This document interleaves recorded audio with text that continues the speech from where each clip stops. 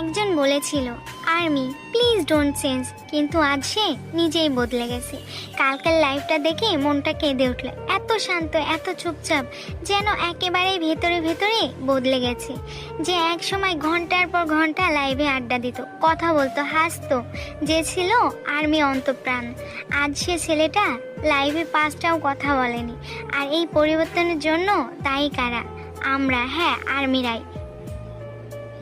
সামান্য একটা টুপি নিয়ে তাকে যে পরিমাণ হেট পেতে হয়েছিল, এমনকি জিমিনির সাথে ঘুরতে যাওয়া নিয়েও তাকে ট্রল করা হয়েছে।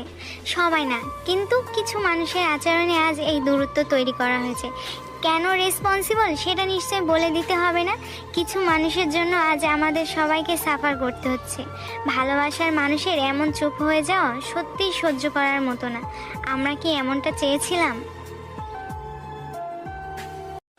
আমার জানা মতে বিটিএস মেম্বারদের মধ্যে সব থেকে বেশি লাইভে আসতো জাঙ্কু। আর আছে নাকি সেই জাঙ্কু মিলিটারি থেকে আসার এতদিন হয়ে গেল, তবু একটি বারের জন্য হলেও লাইভে আসলো না। যে কিনা 2 ঘন্টা করে লাইভ করতো, আজ সে কিনা 5 মিনিটের জন্য হলেও লাইভে আসে না। জাঙ্কু, you are the very change. জাঙ্কু, তুমি অনেক পরিবর্তন হয়ে গেছো। জানি না জাঙ্কু তুমি এত পরিবর্তন কেন হলে। এখন তো মনে হচ্ছে মিলিটারি যাওয়ার আগে সেই জাঙ্কুই ভালো ছিল। জাঙ্কু প্লিজ তুমি আগের মতো হয়ে যাও।